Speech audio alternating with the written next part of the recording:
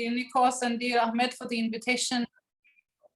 I'm very, very happy to be here, and I see that I have a great audience here. I'm so thrilled to have all of you gathered to hear what I need to share with you.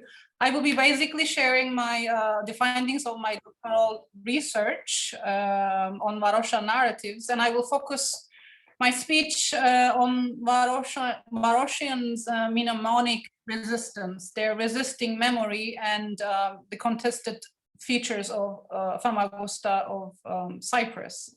Let me share my screen and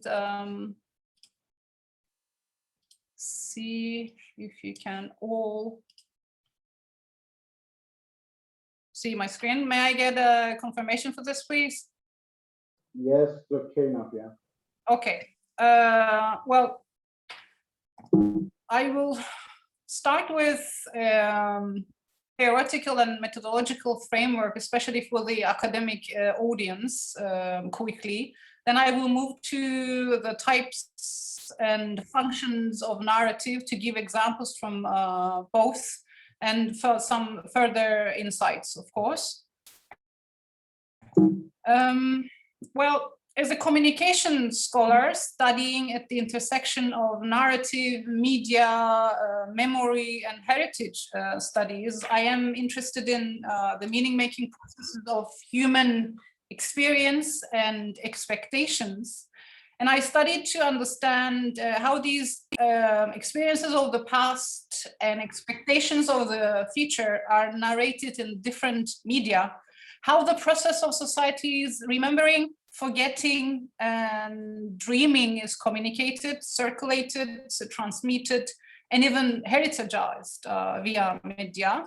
Media here refers to the production of culture, mediating ways of life, the tangible and intangible cultural heritage, like literature, films, paintings, objects, monuments, ruins, rituals, history writing. And I would like to add projects of the future to this list of cultural heritage. Visions show the cultural values, and thus they're the heritages. So we're living the life of what was once imagined and visioned, circulated in the past. So I would like to give two sources in that sense. Earl and Rickney's Mediations, Remediations, and the Dynamics of Cultural Memory, and Hansen's Media and Memory are the seminal works enlightening this process. And Anderson's Imagined Communities is another one which reflects on the construction of what is imaginary, and that is to say construction of collective identities such as families, cities, and in our context it's Varosha, nations like Europe or the world or even the planet. The scope of my research had two questions. What do the Varoshians communicate with the narratives of place attachment? And how do these narratives function as an act of communication? In other words, what stories they tell and why they tell so.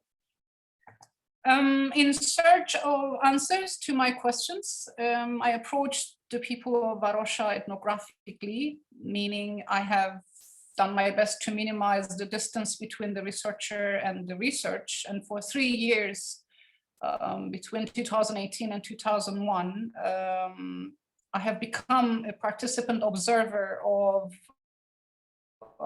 how they live, how they remember, how they dream. And I have field noted, recorded, sometimes co-created narratives of enforcement, placement, place attachment, and home returning.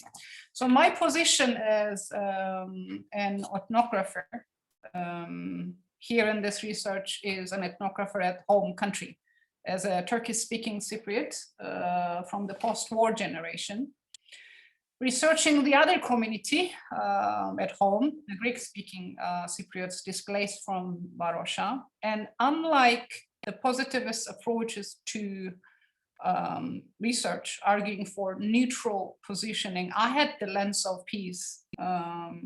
I wanted to have an in-depth understanding of what it means to be involuntarily displaced in the context of Varosha, and how such knowledge can shed light on the peace building efforts in Cyprus, and maybe how this kind of knowledge can heal my my feeling of placelessness as an unrecognized collective in a self-declared government of our not yet unified island. For the international audience, let me locate Varosha in a map. You see Famagusta, the city on the east coast of Cyprus, and the fence of Varosha is the southern quarter of it. And the closer look shows in red the Kennedy Avenue and the Demokratia Street open to public access. The orange shows Anexartisias Avenue, which is said in the political discourse that will be opened as the second phase of opening, but not happened yet. The features of the field as derelict, fence-off, military, forbidden to public, and later partially opened, I had to conduct multi-sited ethnography to combine more than one fields. One is spectral ethnography of the abandoned place, basically walking by the barbed wire or within, through the remnants as much as possible to try to make sense. The second one is social media ethnography of the virtual place. A Facebook page, Amohostosi Polymas, with more than 20,000 members. People who were geographically fragmented but gathered here on this virtual place as a collective of displaced people trying to remember and to imagine. The other one is revealed as the research progressed, the ethnography of the feature, which is theoretically grounded in Rebecca Bryant and Daniel Knight's argumentation of the anthropology of the feature. A particular project, Famagusta Eco City, was the focus of my study. But in later stages of my presentation, I will also mention another project of the feature, hands-on Famagusta, as these two projects share common ground of being participatory, bicommunal, and eco-cultural. I would like to talk about my data collection process as well quickly. The first one was participant observation. These are qualitative method tools to collect data. Participant observation, is being there together with the research participants, doing what they're doing, sometimes just observing. You see the photos of a religious gathering, Greek Easter in the church and by the sea. I was taking photographs of these rituals and sharing on their Facebook page just to contribute to their narrative creation. The other one is active interviews, meaning just having conversations with the participants. But unlike the traditional interviews of having a question and answer sessions, I have created atmospheres to have conversations, to co-produce the narratives together with my participants. And I recommend the active interview book for such interviews. I never had an interview without me receiving questions from my participants. They needed to have that conversation with someone from the other community. And the venue of the interview also had an impact on the data I collected. I interviewed one, for example, by the barbed wire, while he was doing what he was doing usually, just having a coffee in front of the coffee house then, before 74. So being there raised different connections. When it comes to data analysis, mainly with snowballing technique, I conducted 45 interviews, all lasted approximately 82 hours, and with their verbatim transcriptions Together with the field notes, I had 815 pages in total. And this analysis of narrative was iterative, eventual, reflexive, which means you constantly go back to the data and refine it.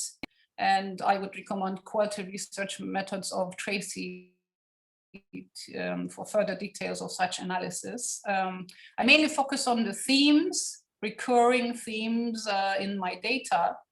And together with the context, the functionality is also revealed. And before I give examples of each, let me talk about a writing process. A lit book eventually turned out to be my thesis, an organized content. And now I have this chunk of academic writing. It's open access, you can read it. But what I continue to do with my academic findings is to transfer them into literary writings. That is reproducing the narrative in different forms, for a kind of different circulation. And as a poet, I was so impatient to re-narrate the stories I heard during my research into haiku poems, short and powerful images. And I published 3 of these poems in this recent book prepared by Tamer Öncül and Maria Shakalli, Cyprus Barış Şiirleri, Cyprus peace poems. And I will share these poems with you shortly. But I should also mention the special issue of Varosha writings in Yeni Düzen newspaper journal Gayle, edited by poet and academic Emel Kaya. We together invited bicommunal contributors from different disciplines. And I had a piece as well there, which was an ethnographic piece called No Land's Man, where I was trying to relate my experience of placelessness to the displacement of Varoshians. And these are examples of reproducing and circulating Varosha narratives with different media in different forms, in different languages, to contribute shaping cultural remembering, collective identity, and to claim the feature, I would say, which is one of the themes revealed in my narrative analysis. Let's see them one by one. Narrative of loss, narrative of threshold, narrative of transformation, and narrative of the feature. The function of these narratives revealed as mnemonic resistance, to oblivion and oppression. And I will give examples for each now, and maybe then we can discuss the theme of the current Varosha narratives. Is it re-loss? Have we lost the feature? Is it time to reclaim the feature? Can we do this? How can we do this? What was lost when people were displaced from Varosha? One says, it's not the building, it doesn't matter. I don't care if the walls are crumbling down. It's the place I walked the first time. It's the place that my mother had dreams of her family in that place. I don't care about houses as buildings or as a value, the property of the property. I just want my place, you know. When you lose that place, another says, it's a big hole, it's a big hole, it's a big black void in your soul. Whatever you do, it's there.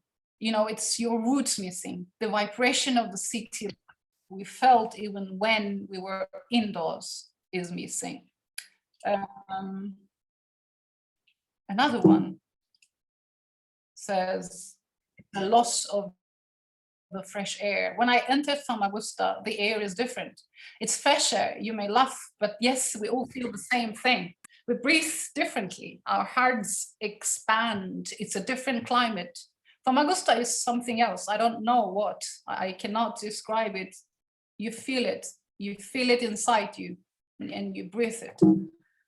I had one more, which talks about the emotional attachment there. It's what that property symbolizes rather than what the material cost is. It was a construction of family savings. It's the emotional attachment. And the emotional attachment, this emotional attachment, shaped the way of post-Varosha life, the way they live. And the narrative of threshold, limbo, discloses another powerful image of displacement. And here it goes.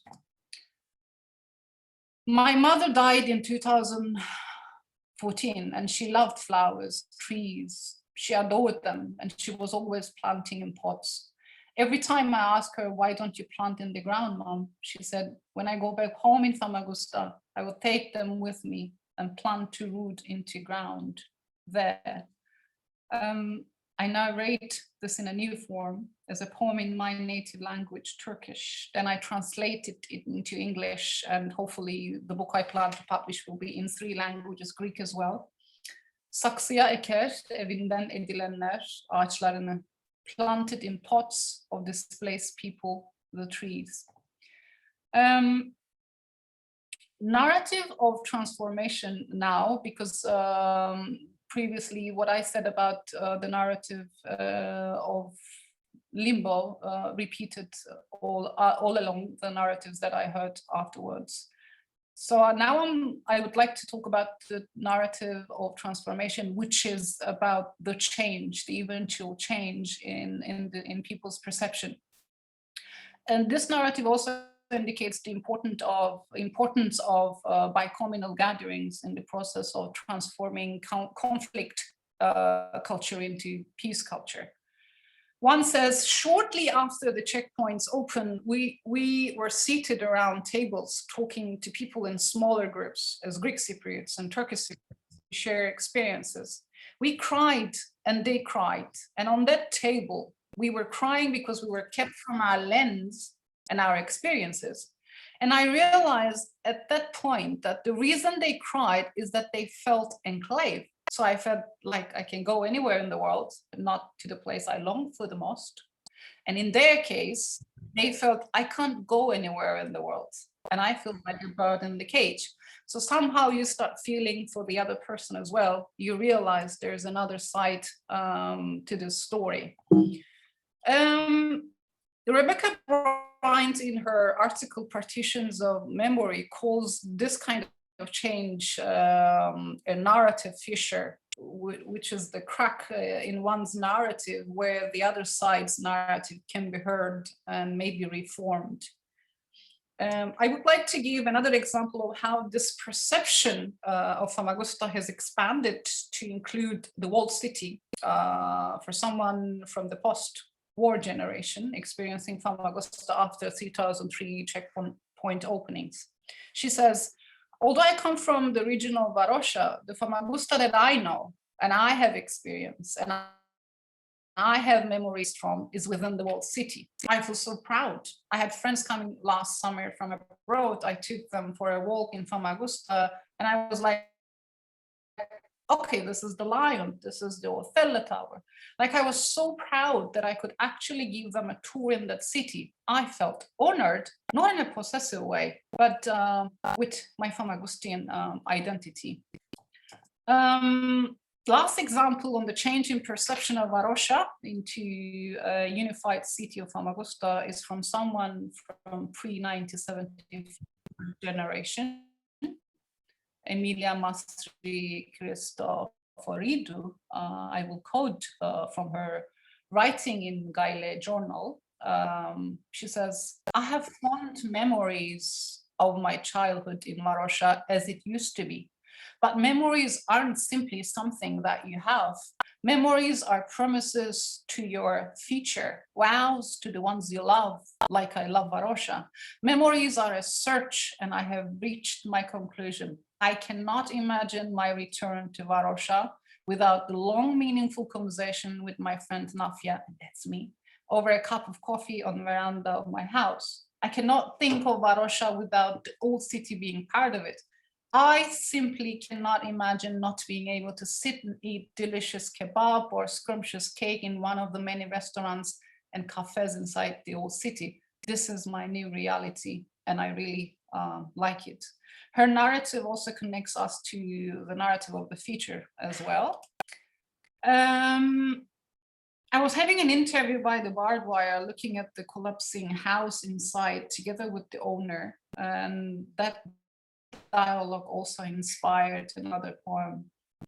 You see that column? He said, it's bending, and it's so much weight on top gathered all these years. And I say, yes, to see the wild flowers blossoming over the roof.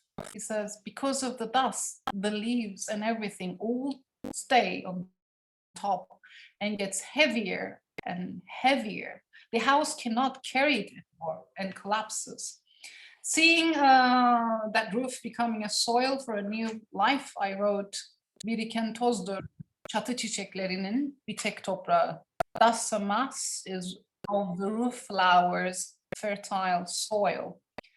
That fertile soil is also seen by the designers of the Famagusta Eco-City project, and the vision of the unified Famagusta defined in the narratives on transformation is followed by this project as well. And in the book edited by Emilia Marquez, Jerem Boach, and Roger Kelly, Ama Fernandez describes their vision as an eco-city must act as a hub within a region, like the center of a spider web whose strings spread wide. When Varosha is finally returned, it must be seamlessly rewoven into the fabric of Famagusta. The city that has continued to live during the last 4 decades, it's becoming 5, while a section of it fell into decay because of the abandonment. Varosha cannot be vitalized into an eco-city by itself. The entire surrounding suburbs must follow suit in its transformation into an environmentally sustainable, peaceful, and energy efficient region. If that were not our goal, we would only be creating yet another divided city in Cyprus, referring to Nicosia, without a grassroots base of support, being a participatory imagining, design, or feature, and belief in the project we are recommending from those supporters, nothing can be achieved. One of the other leading members of the project, Nafia Akdeniz, produces her narrative around collective survival, suggesting formation of eco-cultural collective Famagustian identity. What if Famagusta were to be revived as Europe's model eco-city, she asks? What if we were to right the wrongs of the past by leapfrogging into the feature of responsible care for the people and the land, a feature of energy independence, local resilience, and self-sufficiency for the sake of our collective survival? She describes how the project builds on the already circulating narratives of pre-1974 Varosha.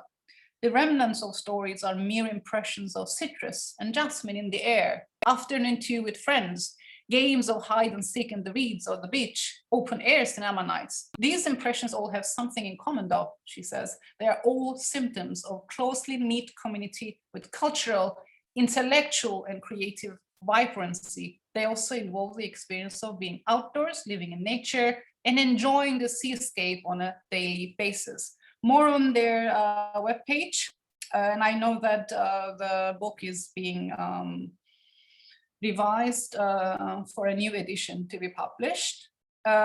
This project was also discussed in London School of Economics in 2014, as far as I know. And the whole conference can be heard from the recording on YouTube. Well, there's another project which is also bicommunal eco-cultural, feature using participatory urban designing. It's not included in my thesis, but I'm following it for my postdoctoral studies to focus on the narratives of the future this time. It's hands-on Famagusta project. And they have a web platform which help visualizing a unified federal Famagusta. And their latest exhibition was to imagine a shared feature drawing from the shared cultural heritage of Famagusta on marketplaces, within an imagined Famagusta as a federal city. And here I would like to make a note of my prose poem, a narrative of my marketplace experience as a child. It connects Famagusta Municipal Market in Varosha to Nicosia Municipal Market, Bandabulya, of my childhood. And in my poem, the abstract bridge between these two cities is constructed by the ice cream man of the Glossa Beach in Varosha. I share it with everyone interested. Poem in moving up this conference of it here is to suggest a connection between cities while designing the feature projects. Let's move to the functions of the narratives. Well, my study discloses the functions of Varosha narratives, the narrative positioning of the displaced people of Varosha as mnemonic resistance, resisting with memory, with remembering against two, of course, overlapping forces. One is mnemonic resistance to oblivion, their pre-displacement place memories, like pre-August 1974, against time passing to claim the past, the life lived there. This resistance is a memorial kind, regular performative act of remembering.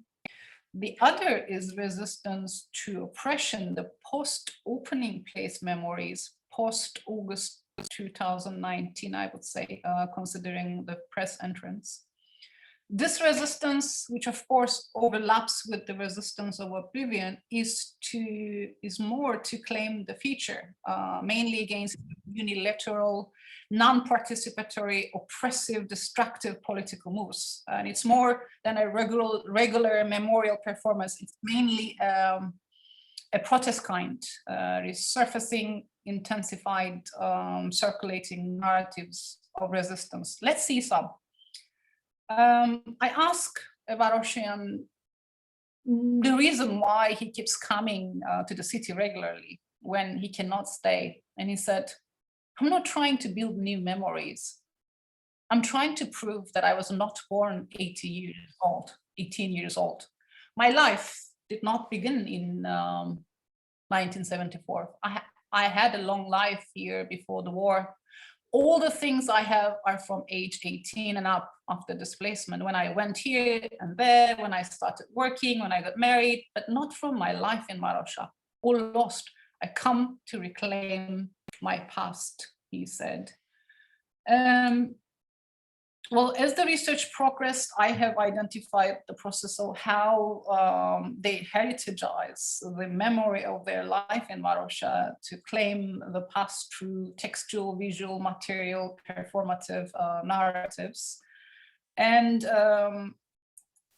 to resist the time passing, they practice remembering with mental tours in the city.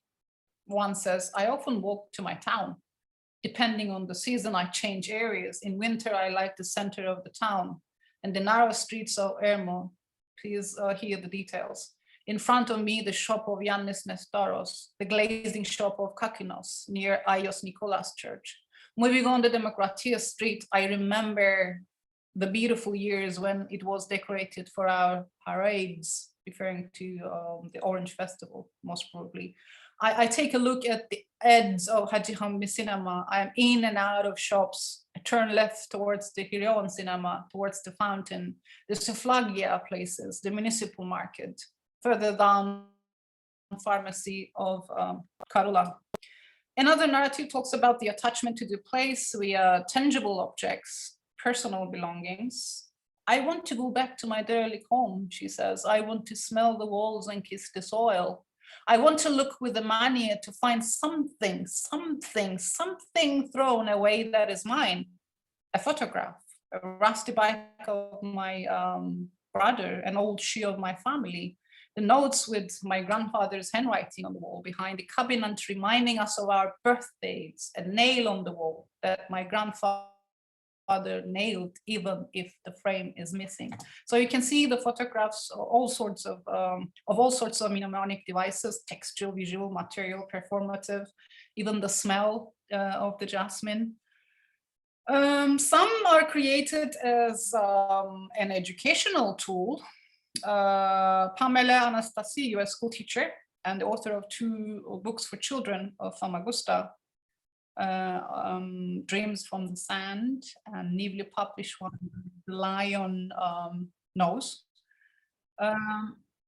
She said she created the books first for her daughter, constantly asking, if we are from Famagusta, why aren't we living in Famagusta? Then for the whole, for the school children, for all the school children, she said.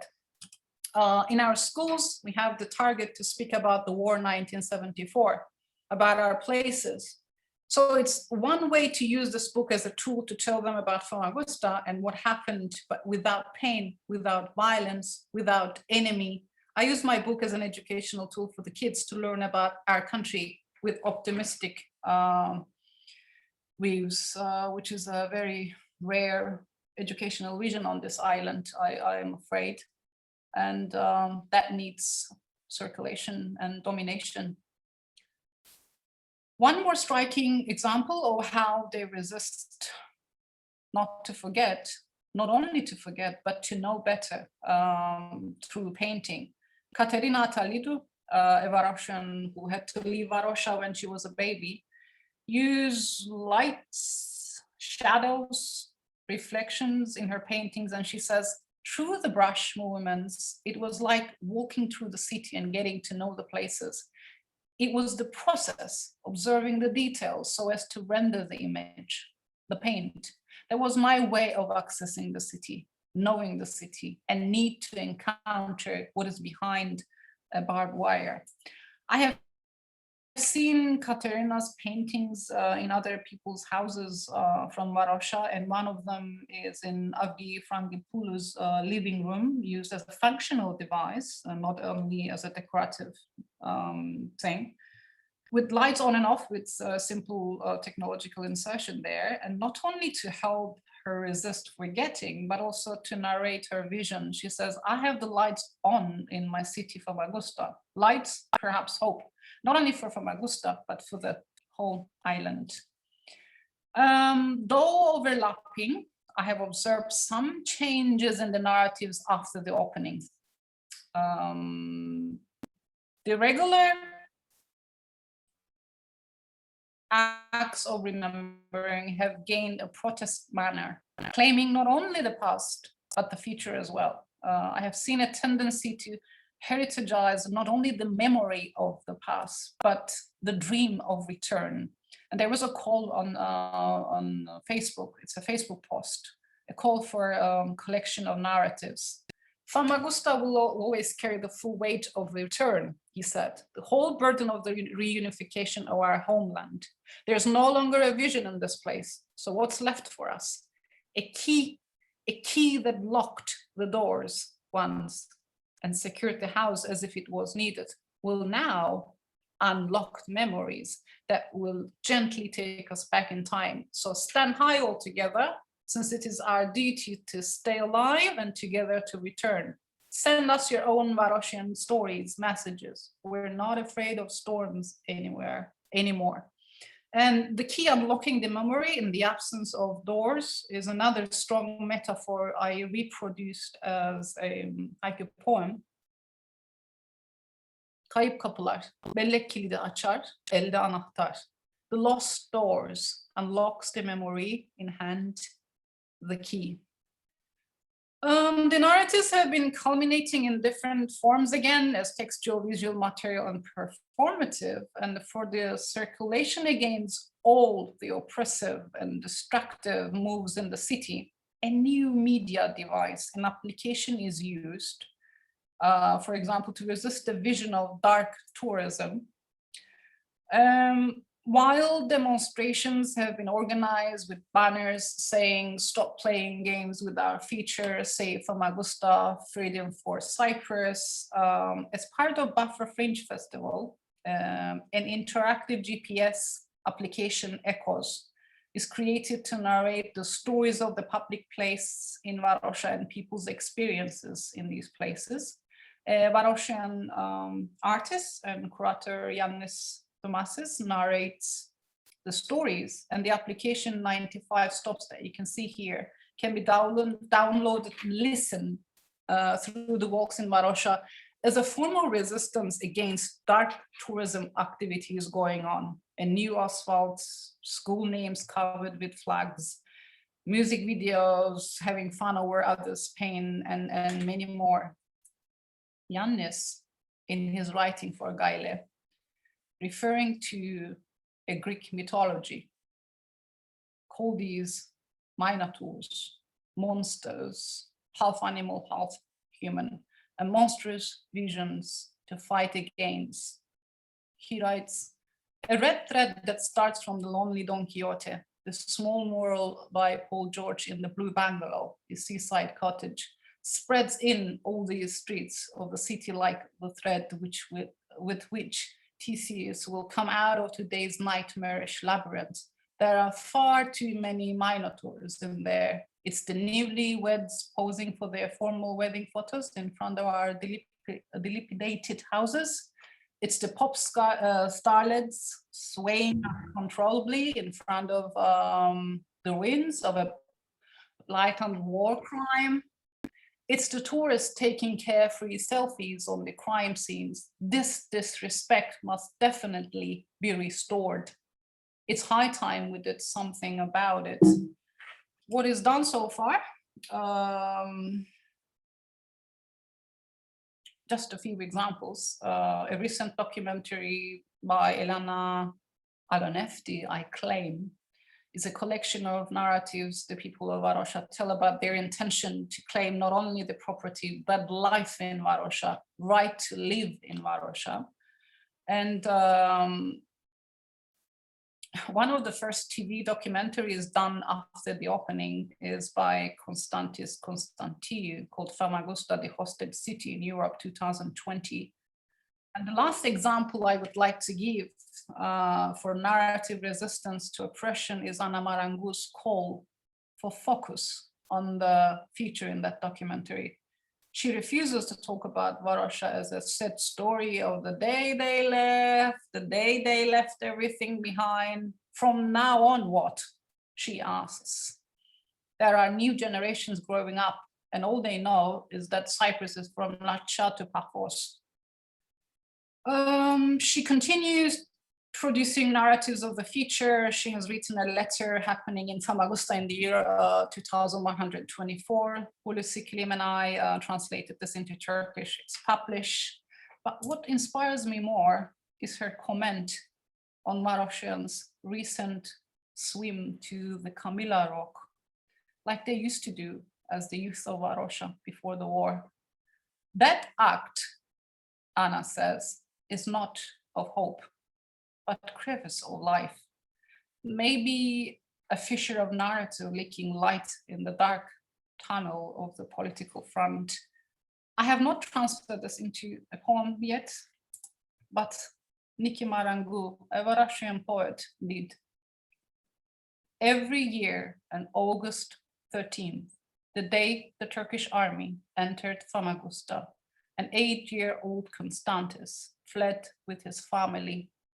He goes and cleans the beach, picking up cigarette butts, plastic, tin can, pips, and glass. An act of love, a crevice of life. Mia praxi apis, mia haramada sois. Thank you. Well, let me stop sharing and see you to receive questions. Yeah, Nafia, thank you very much for this. You're welcome. I hope everything went smoothly, because I couldn't see the reactions from people. It was okay, it was perfect. Okay. Thank you. Perfect. So now we can, of course, move to the part of questions, comments, and discuss with our dear friend Nafia. Please.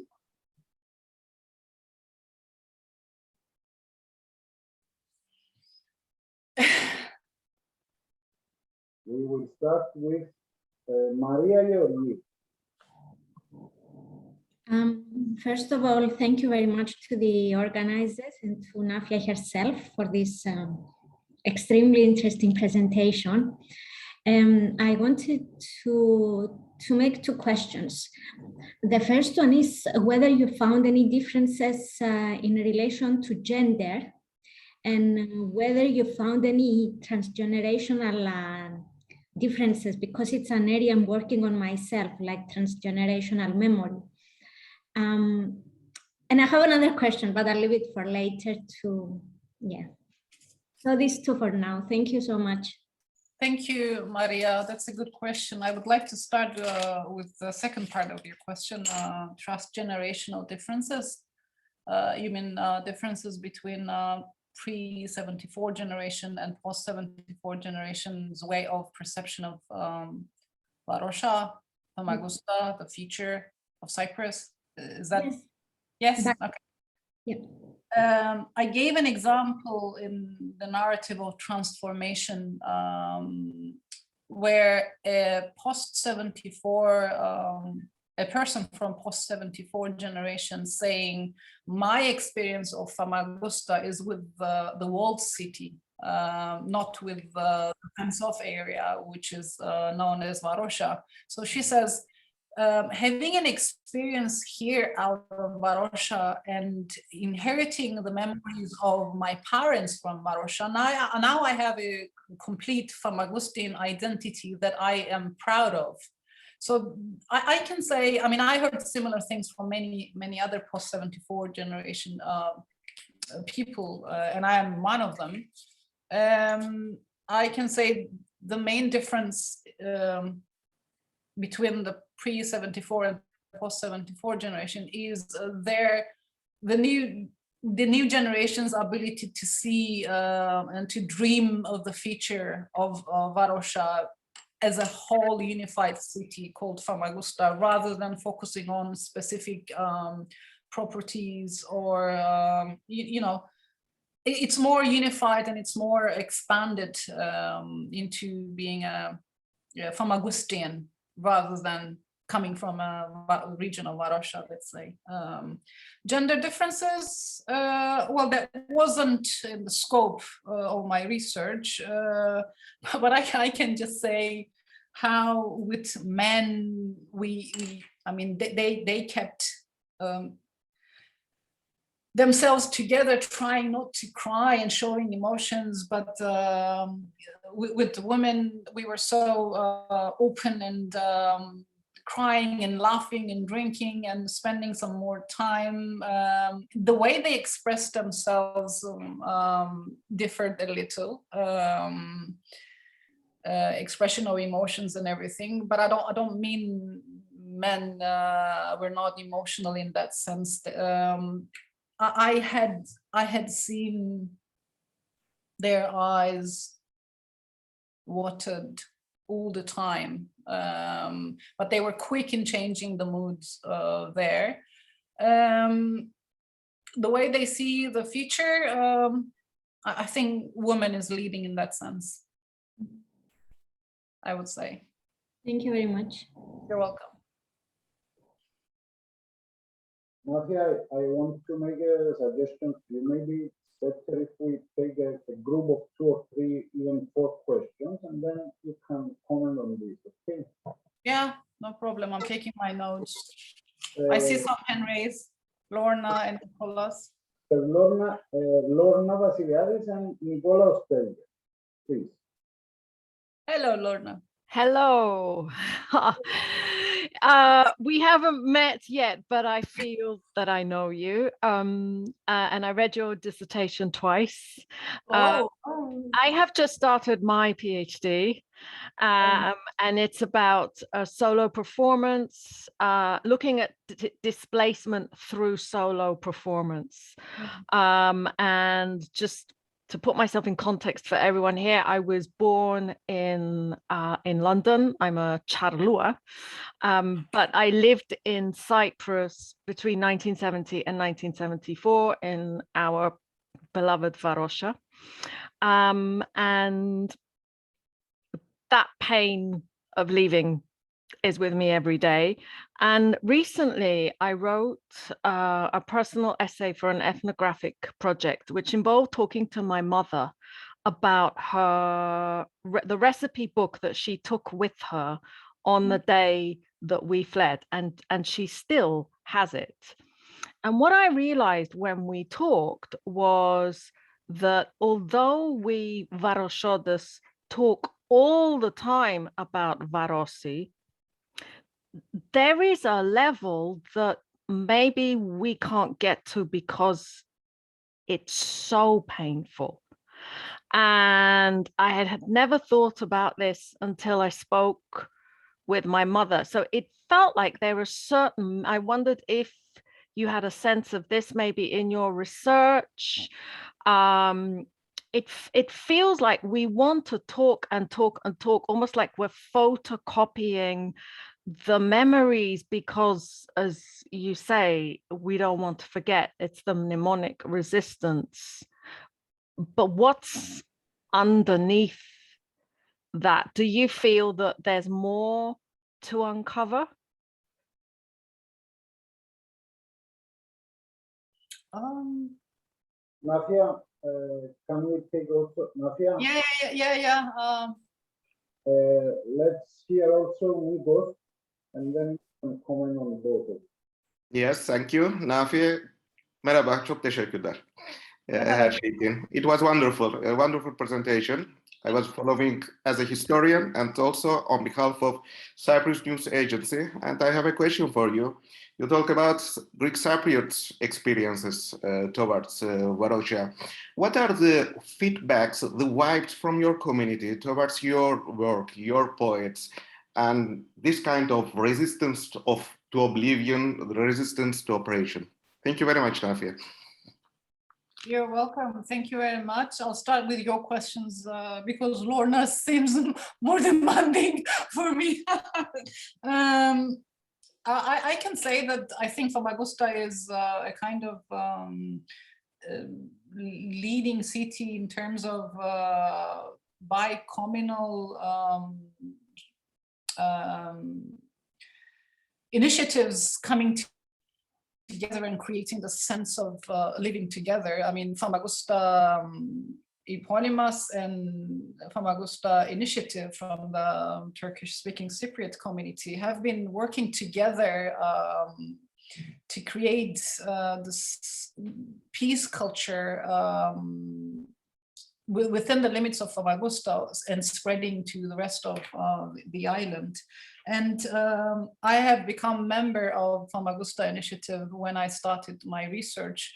And it was heavenly to see that the two communities, Turkish speaking Cypriot Famagustians and Greek speaking Famagustians have already found a way to think together, move together, protest together, remember together.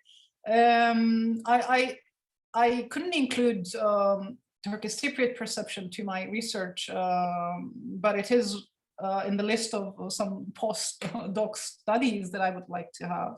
But I heard them saying they were around 7-8 years. I mean, the community that I am involved at the time of the war, and they had some memories, first-person memories in Varosha, first in before 74, and some had some memories during their military service in Varosha in 90s. So I heard them kind of comparing the city's eventual collapse in 74 and above, and in 90s and later. So they both as by communal gatherings. I've seen them talking about this together, which is missing in other cities of Cyprus. So I would say Famagusta has already managed to find a way to think together, to move together as by communal unity. And this is going on. And I am amazed to see that how Nicosians, for example, are not doing the same thing. Like we have this buffer zone and a collapsing area there, and no one talks about it. Why we don't unite Nicosia? Why Turkish Nicosians and Greek-speaking Nicosians get together as Famagustians are doing? So I think they set an example for us in that sense. Okay. Thank you very much. You're welcome. We can talk about this later in a longer. Yeah, I would like to. Thank you. You're welcome, Lorna. It's a long discussion, so we can. Yeah, I think we maybe will continue another time. I can ask you something simpler. Is mnemonic resistance a term that you came up with? I was trying to build on all these memory studies and combine resistance studies and memory studies together. You can find the phrase in the literature, but not in the way that I studied it. But I don't want to ignore your question, because I remember a participant saying how she was so ignorant about Cyprus problem at all. Like she was living in a totally different planet until she lost Varosha. And remembering for Varoshians, I think, is another way of dealing with the Cyprus problem. It's not about returning back home. It's about thinking of the Cyprus problem as a whole. So remembering and not remembering can have a relation to this, because I have heard Varoshians saying this to me, like when we remember, we have to remember the Cyprus problem as well. It's a big thing to deal with in front of you. So it's not about returning home, it's about bringing peace to the country. It's about Cyprus. Varosha has never been about itself. It's about Cyprus, and maybe even about Europe. You know, thank you. So we'll need to talk, Lord. Yeah, it's a long conversation. But that really hits the nail on the head, though. It now makes sense. Okay. Yeah. To be Great. Continued. All right. Sure. Many thanks to Irma as well. Nelson would like to. Hello, Nafia. Hello, everyone. Hello. Well, thank you very much for organizing this conference, and thank you, Nafia, once again. I really, really enjoyed listening to you. I have a question, and I'm quite curious about this as a young Cypriot, because I have this feeling that the discourses, the peace-building discourses in Cyprus as well, are very much focused on memory all the time, which is basically your work. But you also talked about this willingness of Famagustians to move together as a bi-communal community, to be united. But I was wondering, do you think that there is this emotive space to include the others who are part of the demography of Cyprus today in the future of Famagusta or Varosha? Are you talking about the people living in other cities, including the immigrants from Turkey as well, Milton? Because the way you emphasize the word others living in Cyprus, I think refer to this. Am I right? Yes, or maybe let's say refugees or people who come to study in Cyprus, or other European citizens. So this demography that does not, let's say, that we don't necessarily consider as Cypriots, but maybe we should. I mean, at least I've been thinking about it in the last times that I've been reading about Cyprus.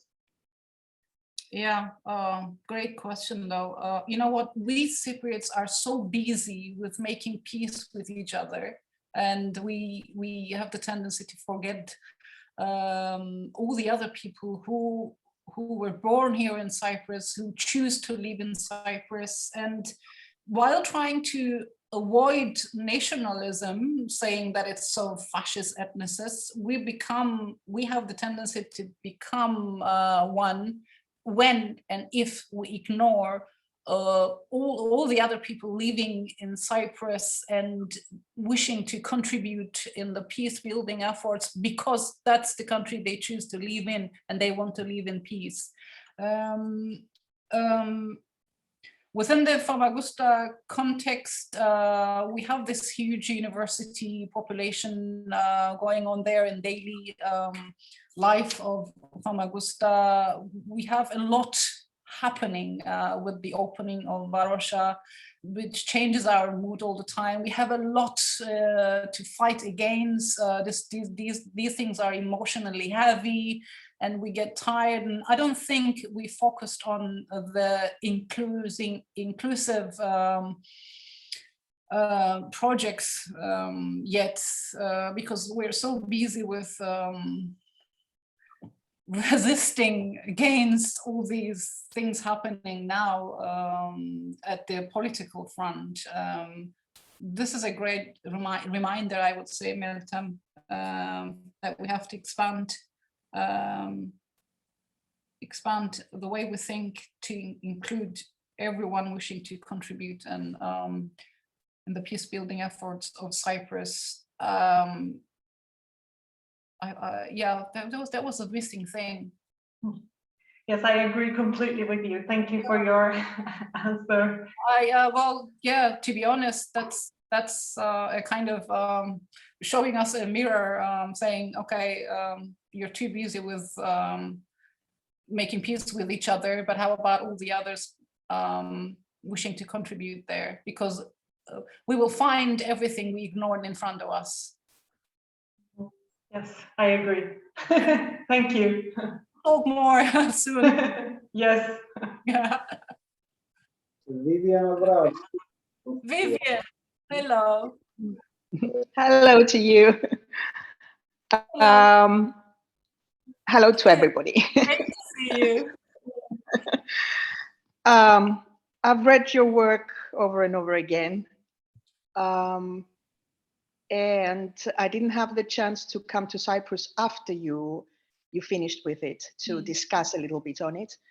And I really have a question for you. I'm interested to know how you saw the whole thing after you finished. I mean, for me, it was as if I was seeing drops of rain or tears out of a huge cry, but I couldn't see any stream coming out of it. And I was wondering if you managed to see any stream forming out of all these tears and these drops of rain, leading somewhere or trying to lead somewhere.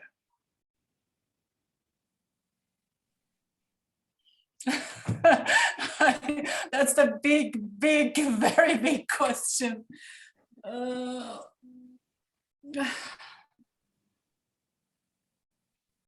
only thing I see and I can contribute myself is to change the balance of narratives we create and how they circulate. Like the political front says something else about the future of Varosha, and they name it as dark tourism now, and there's no vision, there's no seeing ahead, we're not given anything, and I feel a black void emptiness there. And what we can do as people trying to see the future in a different direction, getting rid of all this conflict infusing moves into unifying peacemaking efforts, the only thing we could do is to multiply and keep writing and keep talking and raising the amount of narratives in that sense to change the dominance. I mean, I had a participant saying, all the things that you do, all academic work, poetry, I mean, our shells are full of Greek tragedy and yes, all the academic practices. What we can do to breach this political discourse so that we can change things. How can we go beyond academic practices or literary poems or anything? We need to have the power to change the political moves here. And I see Famagustians forming up a political, as a political party, trying to have a voice in the in parliament. I think that the main problem is the gap, the breach, the abyss even between the social communities and the political agenda. We have to somehow breach this, and all these different drops of rain and tears, as you said, will they stream to create a new wave? I can't say, Vivian. I can't. I'm not in a position to say yes. But the only thing I can honestly say, I will keep producing narratives of peace. That's all I can do, and I will do it till my last drop of tear. Let's say. This is all I can say. I'm not hopeful nowadays, and exhausted and tired, and you know, you do and you do and you do, and something happens, and all the things that you have done collapses, and you collapse with it together. Then you get a drop of hope from somewhere, and you start refreshing yourself and keep saying and talking and writing, and that's all we can do sometimes. And writing is a way of being active. Thank you very much. I don't know how it is seen from there, from your perspective, someone living abroad. Well, actually, I was mainly thinking if you could see out of our, let's say, part of the people who talked to you and gave you work, and if you saw through them something more than just drops of rain. I remember our interview when you said, you know what, I care more of the unification of my island rather than returning Varosha. And there I felt, yes, there is this potential of seeing the problem from a larger perspective. It's not about returning home, it's about uniting the island, solving the Cyprus problem. So as I keep talking to people like you, I see the potential there, but we are tired of doing things and not receiving much from the political front. But that doesn't mean that we are failing in making peace among each other. I mean, so at the public level, peace has been happening, and I have witnessed this, and I have experienced this. That's something. Maybe that's everything. We're here, aren't we? Yeah, we are. Yeah. Thank you. Great to see you and talk to you. Nafia, we have a question from Pavlos, and please, if you can see the chat, we have also a nice question from Manuel. Any thoughts of reviving the Famagusta ecosystem as an initiative? So there are two questions. and a comment from Firuzan Alpandoglu, if you saw the chat, so you can comment on this. So three questions for you.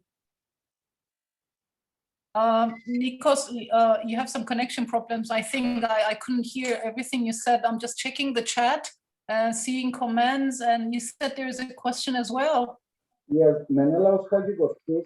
Menelaos is asking from you any thoughts of reviving the Famagusta Ecocity project as an inclusive initiative. The Famagusta Ecocity project, what? I don't see the question. Any thoughts of reviving the Famagusta project as an inclusive initiative? Well, I know the team has been working to revise the book that is already published, and they will keep including, it is already a participatory project, including bi-communal participants wishing to contribute in the project, but I'm not sure if Menelaos meant inclusive in terms of what people from different disciplines or different nations. I don't understand the question much. If I could jump in, some people expressed, just asked if they could join, and we should. And you mentioned yourself that we should have people of all different backgrounds involved in efforts to re-engage and all that. I think this would be a worthwhile project. I mean, just my personal opinion. It'd be worthwhile project. To pour your energy into and reviving and saying, look, it'd be worthwhile for all people to share, and make this a truly, not great, tremendous opportunity to turn something that is just crumbling before our eyes into something that is sustainable and an example to the world, and I think this should be revived. It kind of died out and I don't know what happened to it. And I was wondering if anybody had the idea of just, bringing it up again and, giving it a good boost for everybody to seize, right, as an opportunity like this. Yeah. It's more than a book, of course. It's a vision trying to voice itself through conferences and gatherings. And yes, book is an online book that everyone can have access to it, and it is being revived now for a new edition. And as I read the vision from the book of what Ecocity project aiming to do is to definitely include the grassroots public's contribution to the project. Otherwise it will fail, and they say so. Pablo? Pablo, hello. Hi, Nafia. Hello. Thank you very much. It was very stimulating, both going back to the past, but also looking to the future. Thank you so much. And also congratulations to the University of Cyprus and Nikos Moudouros for this initiative. It's of multidimensional significance, I think. I have many points and many questions, but I'll try and restrict to the main ones. Nafia, we first met in the context of a literary event, and then you asked me about Famagusta afterwards, and I referred to a term in Greek called viomata, and you got really excited about what that meant. I'll come back to that later. Three main points. You talk about the resistance to oblivion, the resistance to oppression. And I could not but recollect what Milan Kundera said. The struggle of man and woman, I imagine, against power, for freedom, for justice, for truth, is the struggle of memory against forgetting. I think your project puts real substance to that as regards Varosha and Famagusta. And I think that is perhaps the best commendation that would be for your work. Thank you so much. Thank you. The second point I would like to raise is you talked about the ethnography of the future and the narrative of transformation. And the Famagusta Eco City project, initiated by my cousins, Emily and Vasia Makidis, and also the hands on Famagusta and the future of a federal, possibly, area of Famagusta was mentioned. And I think also that is a very, very constructive and practical way of looking to the future.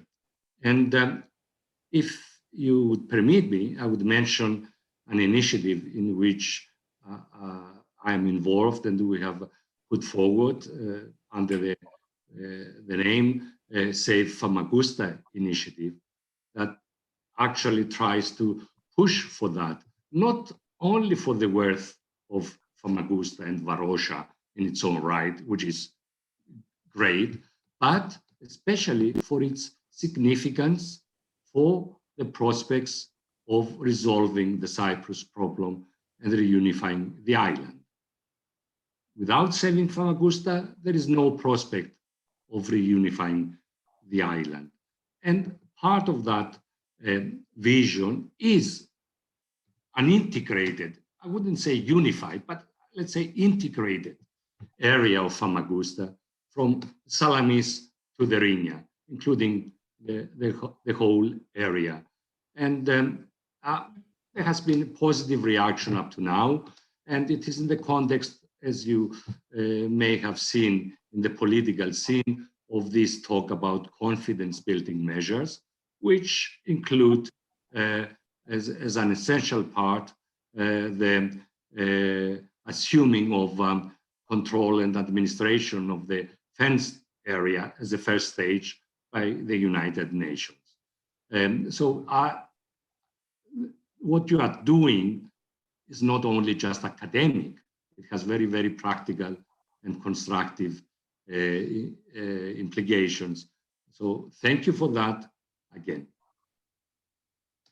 I end by what I started, this viomata thing, life experiences, emotional attachment, really living something and what that means.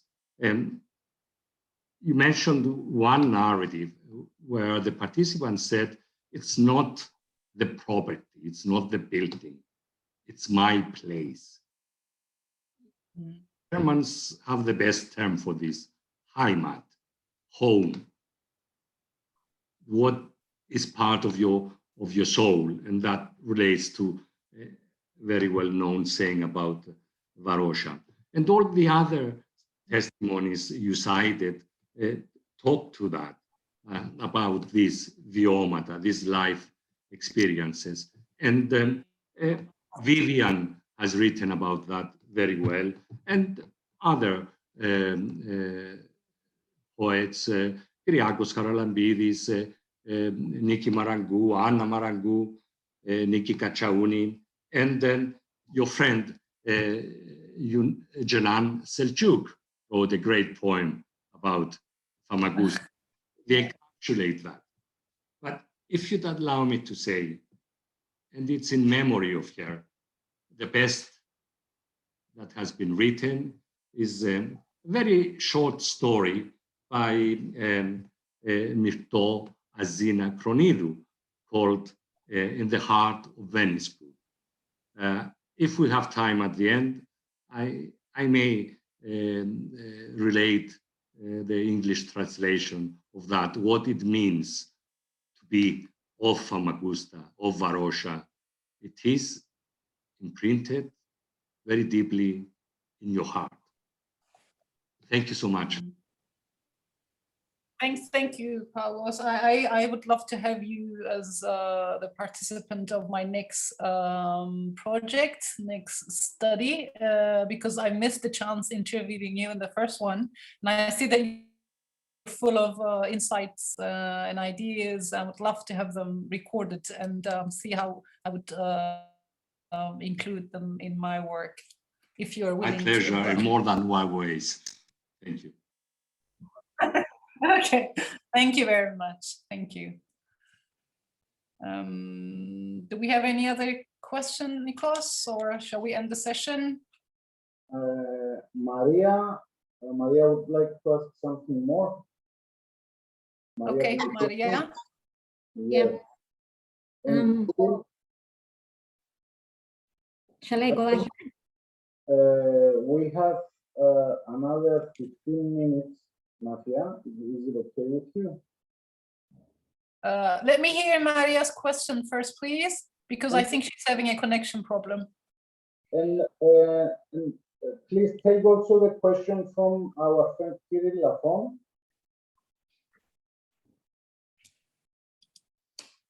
Cool.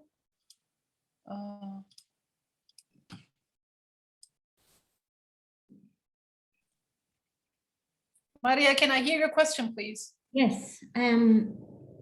So I think my question connects somehow to what to some of the threads that Pablo started pulling out before, and it has to do with academic activism. So, as Pablo said, academic activism. As Pablo said, some of the work the younger generation has done has implications for the society and for the future of Cyprus. And there are many benefits on that.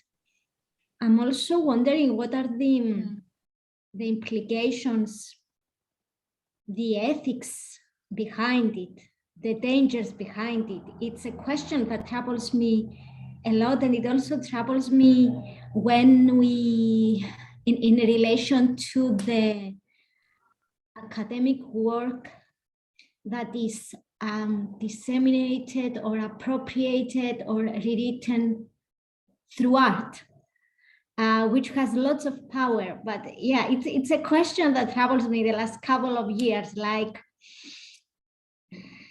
yeah, what are the implications of and ethics of this relationship? Just to give a small example of this, that it's, of course, it's a very big discussion and a very broad question. How do we end up not taking over the data and turning biographies into autobiographies, if that makes sense? So that's a concrete example of what I mean by implications and ethics. But of course, there is lots to say about this. So I was wondering whether you could share a few thoughts on this. Thank you. I think you just shared all the troubling questions in your mind with me. The way I understand from your responses, first, I think you're questioning the relationship between academia and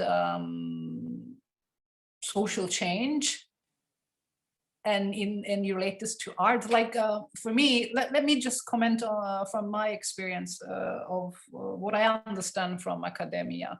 There is a tendency in thinking that you either publish or you perish in academia, and I am in the camp of academics thinking you are either public or perish. So I care about not publishing academic writing, but somehow communicating my academic work with the public, and this is why I am here.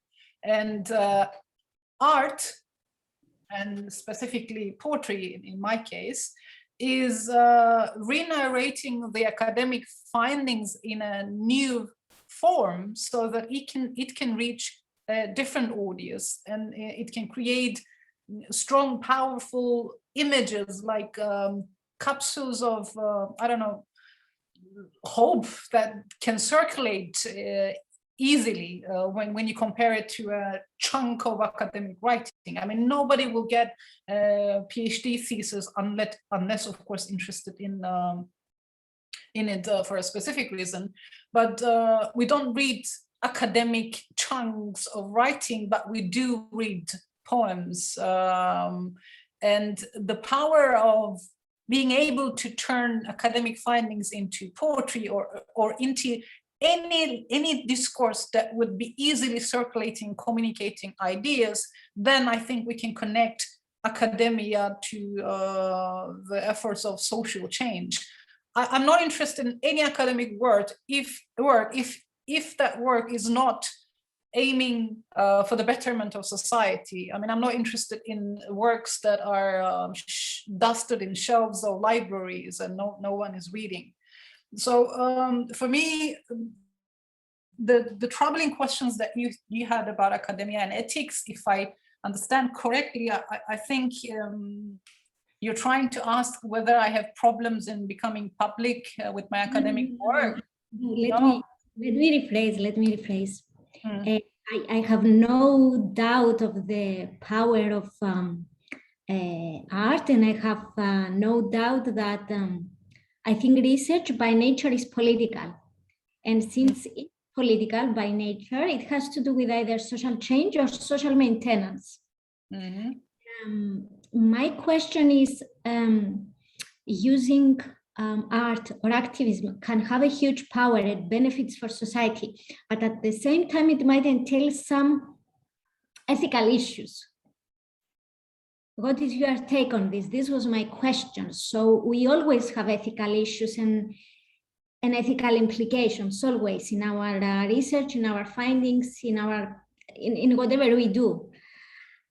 So that was my question. Do you have any thoughts on that? Can you give me an example of what you mean by ethical issues? Because for my research, the ethical concerns that I had was with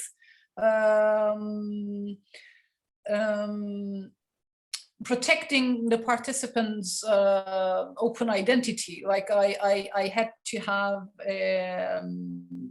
anonymous research giving my participants pseudonames, because I had cases of illegal acts, for example, trespassing the borders. People were doing things that they wouldn't do if that was known. So I had to protect their identities. But you know what happens with this new technology and social media things? I was having a anonymous interview one day, and the next day I've seen a person publishing on social media, Facebook, what we already had in our interview. So ethics of research have been changing with the social media and the way people find platforms to share their ideas openly.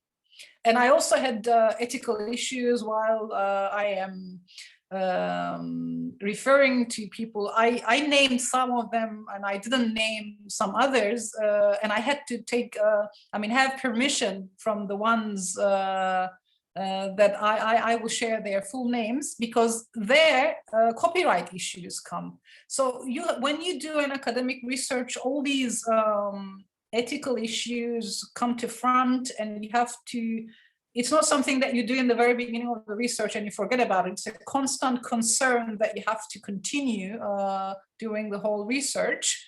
And it's different with Cyprus culture. Like, we're a small group of people, let's say, and we love to say how we think and how we think about certain issues. And when I use a pseudonym, I saw people reacting in a different way, saying, well, I wish I was known. I wish you had my name openly. So but ethically, I was just trying to protect your identity. So I had such clashes in terms of academic research ethics, if this is what you were referring to.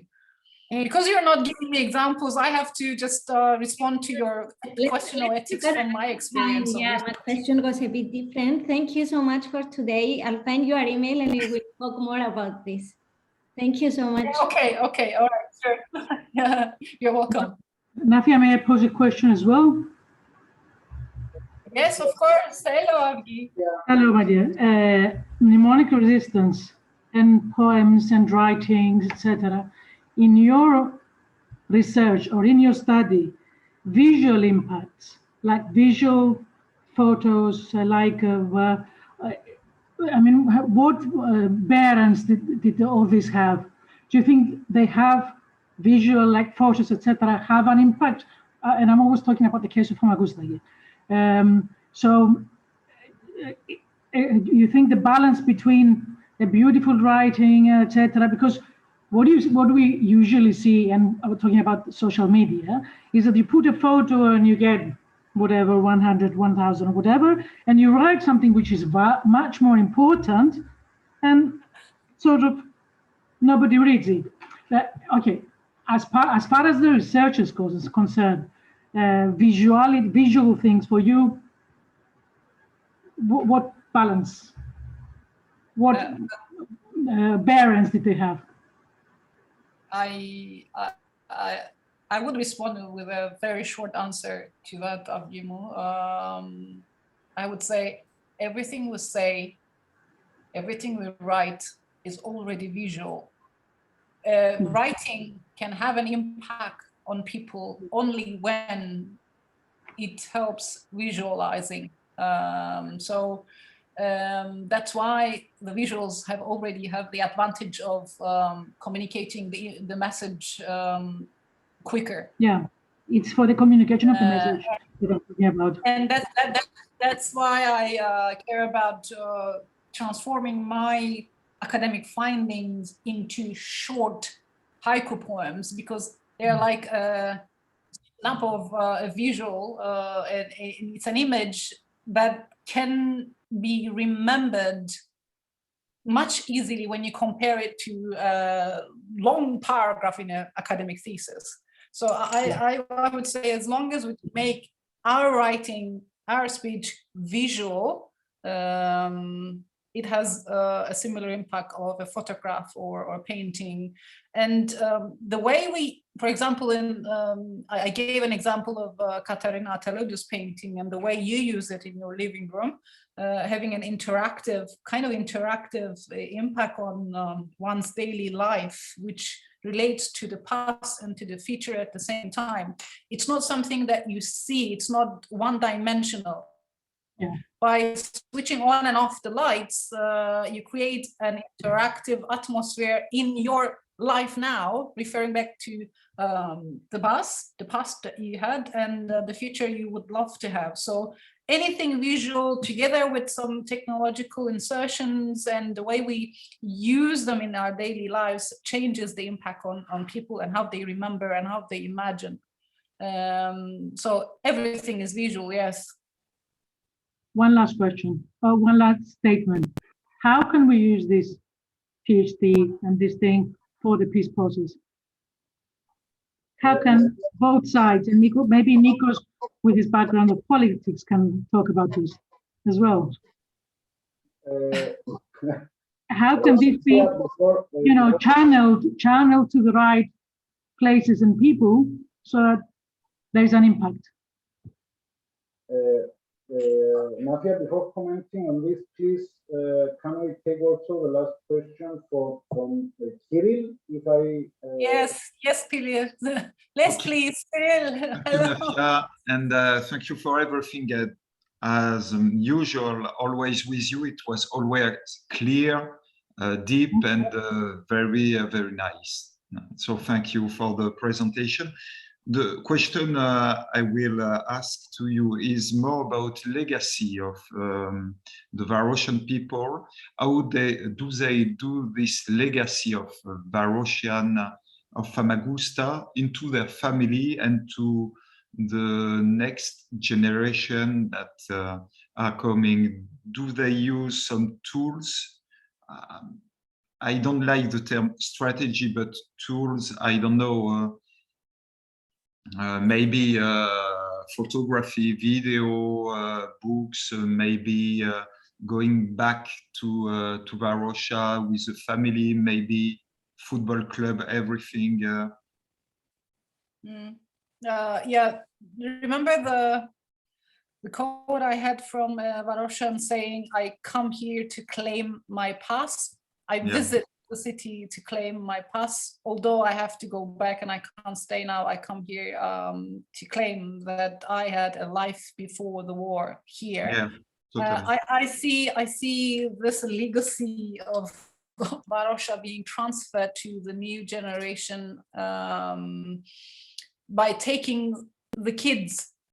And the kids, yeah, maybe at my age now, because we're all from the first post-war generation, taking them to the places and showing what is left behind, in addition to all these photographs and paintings and stories that they have.